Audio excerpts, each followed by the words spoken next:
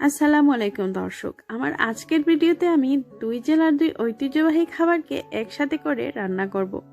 মানে হচ্ছে চিটাগাংয়ের ঐতিহ্যবাহী কালাভুনার সাথে আমাদের সিলেটের ঐতিহ্যবাহী সাতকরা স্বাদটা কেমন হয় আপনারা এই কারিটা রান্না না করলে বুঝতে পারবেন না। এর স্বাদটা এত বেশি মজা হয় যে আমরা জামাই বউ এই পুরো এক বাটি মাংস একবেলাই খেয়ে ফেলেছিলাম।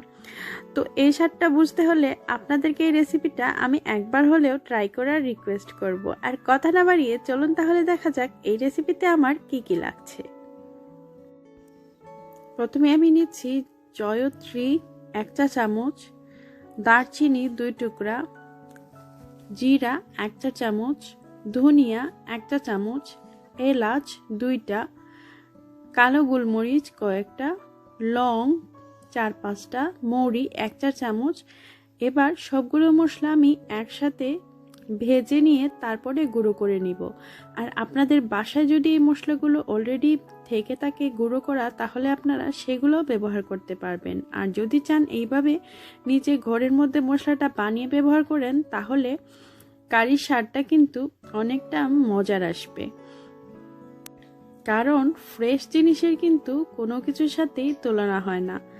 আর আমি সবসময় চেষ্টা করি এভাবে মশলাটা বাসায় তৈরি করে নিতে, তাহলে কারির স্বাদটা অনেক বেশি আসে। এখানে আমি 1.5 থেকে 2 কেজি পরিমাণ গরুর মাংস নিয়েছি, সেই সাথে দিয়ে দিচ্ছি আমার রেডি করা মশলাগুলো। এবার দিচ্ছি পরিমাণ মতো মরিচ গুঁড়া, তারপরে দিচ্ছি পরিমাণ মতো হলুদ গুঁড়া, এবার দিয়ে দিচ্ছি 1/2 চা চামচের মতো চিনি, পরিমাণ মতো লবণ। এবার আমি এখানে দিয়ে দিচ্ছি 1 কাপের 4 ভাগের 1 ভাগ পরিমাণ সয়াবিন তেল। আপনারা চাইলে ঘি অথবা সরিষার তেল দিয়েও এটা করতে পারবেন। এবার দিচ্ছি 2 টেবিল চামচ পরিমাণ টমেটো কেচাপ। আপনারা চাইলে কাঁচা টমেটো কেটেও দিতে পারেন, আবার টমেটো পিউরি করেও দিতে পারেন। এবার দিয়ে দিলাম 2 টেবিল চামচ পরিমাণ আদা রসুন বাটা। এবার সবগুলো উপকরণ আমি একসাথে করে নিয়েছি। এবার খুব ভালোভাবে মিক্স করে ম্যারিনেট করে যদি সারা রাত রাখা যায় তাহলে খুবই ভালো, আর না হলে 1 থেকে 2 ঘন্টা রাখলেও হবে। এবার আমি খুবই অল্প আগুনে মাংসগুলোকে চুলার মধ্যে বসিয়ে দিলাম।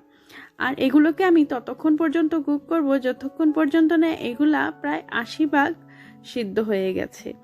তবে আপনাদের একটু পরে পরে চেক করে দেখতে হবে যাতে হাঁড়ির তলানিতে লেগে না যায় বা মাংসগুলো পুড়ে না যায়, এর জন্য একটু খেয়াল করতে হবে। আর পানি দিয়ে দিতে হবে পরিমাণ মতো। মাংস সিদ্ধ হওয়ার সময়টা কিন্তু সঠিকভাবে বলা যাচ্ছে না, কারণ কোনো সময় আছে মাংস অনেক তাড়াতাড়ি সিদ্ধ হয়ে যায়, আবার কখনো কখনো অনেক সময় লাগে। তো আমাদেরকে একটা জিনিস খেয়াল করতে হবে, আমরা যদি ফ্রোজেন সাতকরা ব্যবহার করি তাহলে এটা কিন্তু সিদ্ধ হতে খুব একটা সময় নেয় না। আমি এই যে সাতকরাগুলো দিচ্ছি মাংসটা 80% সিদ্ধ হওয়ার পরে, এই সাতকরাগুলো আমি 2017 সালে বাংলাদেশ থেকে এনেছিলাম, আর তখন ডিপ ফ্রিজে ফ্রোজেন করে রেখে দিয়েছিলাম কেটে এইভাবে। তো এগুলো এখনও ভালো আছে, এখনও খাওয়া যাচ্ছে। তো নিশ্চয়ই বুঝতে পারছেন। আর এই ফ্রিজে এইগুলা কিন্তু সিদ্ধ হতে খুব একটা সময় লাগে না, 20 মিনিট এনাফ এটা সিদ্ধ হওয়ার জন্য। এবার আমি মাংসটাকে 95% সিদ্ধ করে নিয়েছি, সাতকরাটাও সিদ্ধ হয়ে গেছে।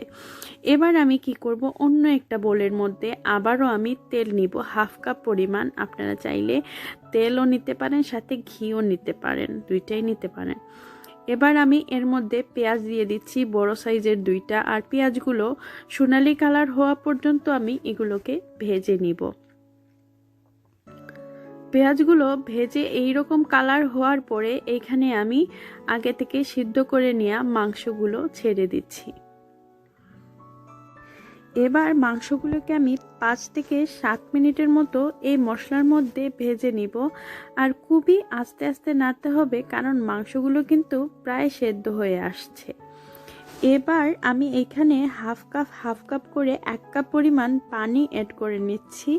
কারণ আমি হাফ কাপ করে বলছি, কারণ এখানে আমি 2বার অ্যাড করছি। আপনারা ভাবতে পারেন যে আমি এখানে 2 কাপ পানি অ্যাড করেছি, এখানে আমি মেজারমেন্ট কাপে 1 কাপ পরিমাণই পানি ব্যবহার করেছি। এবার খুবই অল্প আগুনে আমরা রেখে দিব, যাতে মাংসগুলো যতক্ষণ পর্যন্ত না খুবই সফট হয়ে যায়, আর কুক হওয়া পর্যন্ত ওয়েট করব। তো মাংসগুলো দেখতে পাচ্ছেন খুবই ভালোভাবে কুক হয়ে গেছে। সাতকরাটাও আলহামদুলিল্লাহ কুক হয়ে গেছে, কারিটা সম্পূর্ণ হয়ে গেছে। আর এই কারিটা আপনারা অবশ্যই রান্না করবেন। এই কালো বোনার সাথে সাতকরা কিন্তু অসম্ভব মজা লাগে। আপনারা একবার ট্রাই করে আমাকে কমেন্ট করে জানাবেন, আর আমাকে আপনাদের রান্নার রেসিপির ফটো অবশ্যই দিবেন। আর রেসিপিটা ভালো লাগলে আমার চ্যানেল সাবস্ক্রাইব করবেন, কারণ আপনাদের অনুপ্রেরণাই আমাকে ভবিষ্যতে আরও রেসিপি শেয়ার করতে অনেক অনুপ্রাণিত করবে।